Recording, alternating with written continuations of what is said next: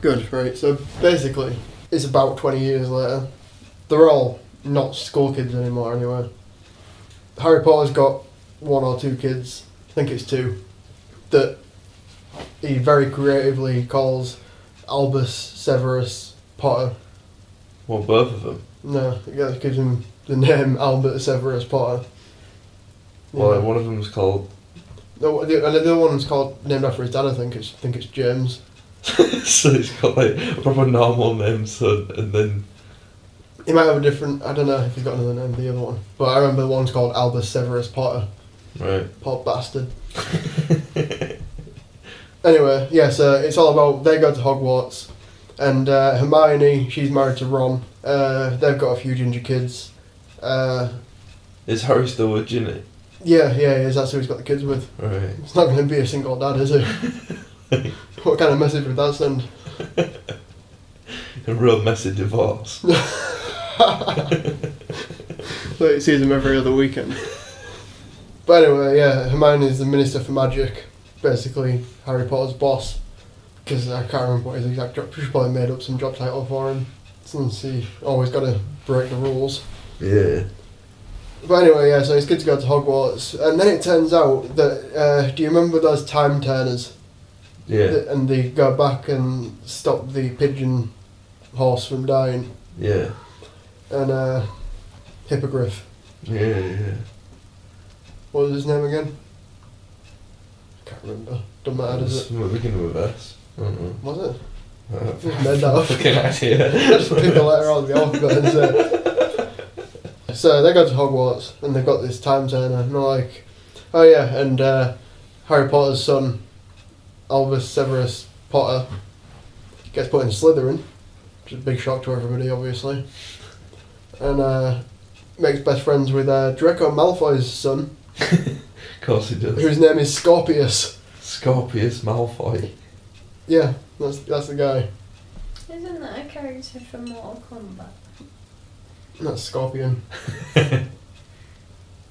Yeah, but they make quite a good friendship.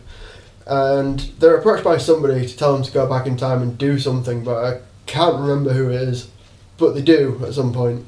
After meeting some girl whose name I can't remember, but she's a bit of a bitch. I think she's in Slytherin as well. Yeah, so they end up going back in time and they meet Snape again. And they're like, yeah, but we know that you're a good guy, really, because we're from the future. And he's like, ah, shit, nobody knew that. And they say, oh yeah, well, Harry Potter named his son after you. So it turns out we knew that all along, which makes pretty much half of the Harry Potter series not make any sense.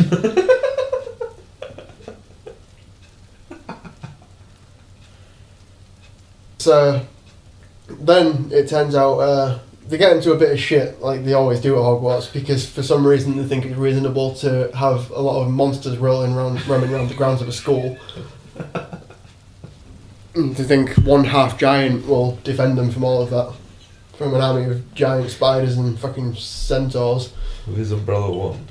Exactly. It doesn't even work, and he keeps getting captured and cries at the slightest fucking emotional stress. Giant bitch. Anyway, I don't think he's in it, so it doesn't really matter. But it might be actually. I don't know. Fuck knows. But anyway, yeah, they end up getting into some shit, and then they come back to the real time, and obviously Professor McGonagall's there to be like, you little cunts. But Harry Potter has also come to find out that his son's been up to no good. But because Harry Potter was a spoiled little shit when he was younger, he doesn't know how to discipline his kids, so they just go off and do it again anyway. A spoiled little shit with his cupboard. Well, they put him in the cupboard because he didn't appreciate the bedroom that he got in the first place. If you read the first book, he got given a real nice bedroom. He had bars in the windows, but because he kept trying to jump out of it because he's a little fucking retard and he was feeling sorry for himself that his parents died and his head hurt a little bit. Anyway, so turns out the little bitch from the beginning, who was giving him shit all the time, was actually the daughter of Voldemort and one of his followers. Did she not have a nose? Well, I don't know, that I didn't read that part whether she had a nose or not, but I'm surprised that Voldemort had a dick, if I'm honest with you. Didn't have any other extremities. Just when there's a face on the back of the fucking squirrel's head. Yeah, I know. He's got a dick Like, hanging what's out the fucking back. timeline here? Which is about the same age as Harry Potter's kid. Well, I don't know.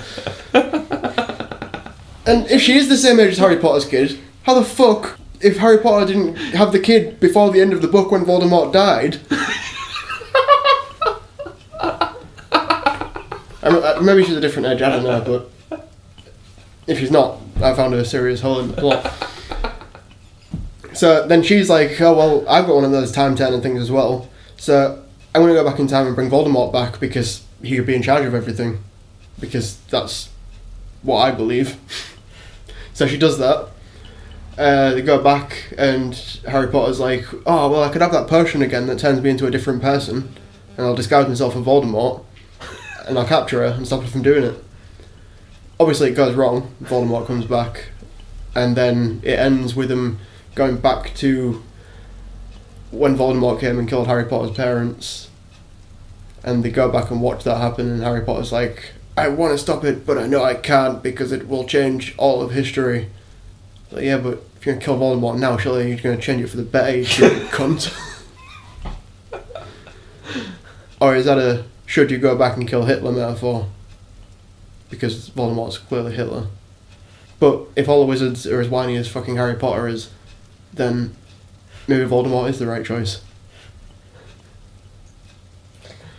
And there it is, the underlying moral of all of the entire Harry Potter series. That's what I got from it anyway.